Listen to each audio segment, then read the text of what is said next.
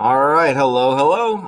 Today we're starting to talk about how to write an introduction, and we're focusing in our unit on argumentative essays. But realistically, this can be an introduction for really any type of writing. Just building off of when we talked about thesis writing, where it can be very mathematical and formulaic. Where you ask a question, answer it, and then provide evidence, your opinions on it. So here it's an introduction to start it off. First thing we do is have a hook, an attention grabber, bring the reader's attention in, and then provide some background information on the situation, and then provide your thesis statement.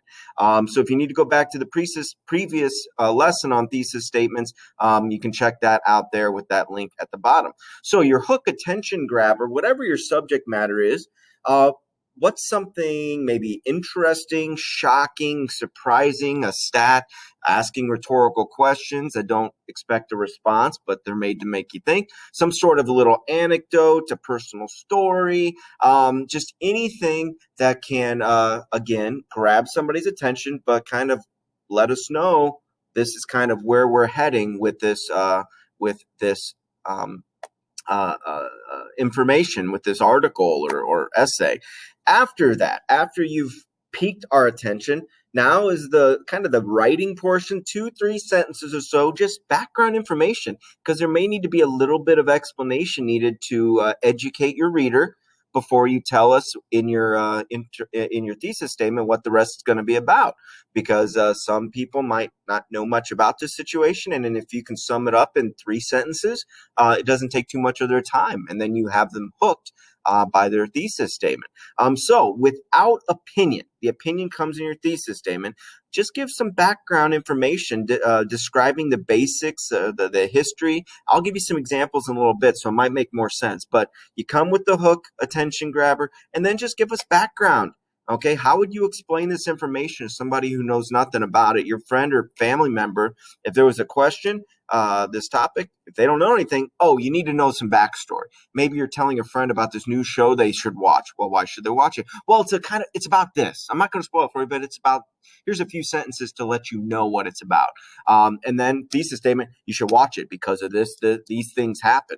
It's that type of thing. You do this all the time mentally and in conversation, but we have to think about it as we create a written response to something. So your practice for today, is focusing on, and if you need to go back to the examples of this writing, that's fine, or else the thesis writing.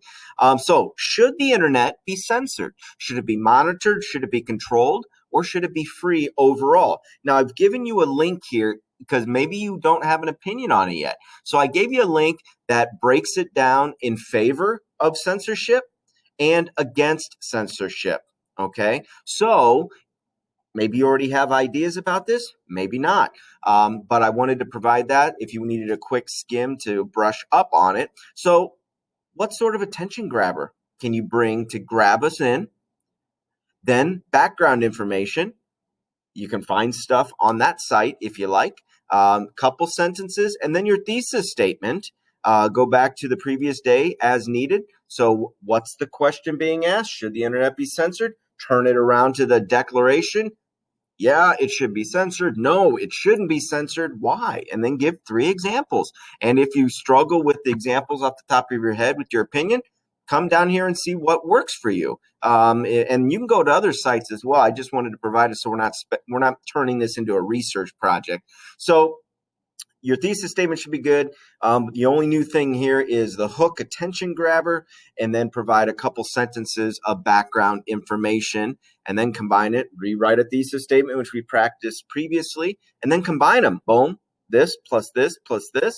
1, 2, 3 equals your paragraph, and you should have a meaty paragraph there.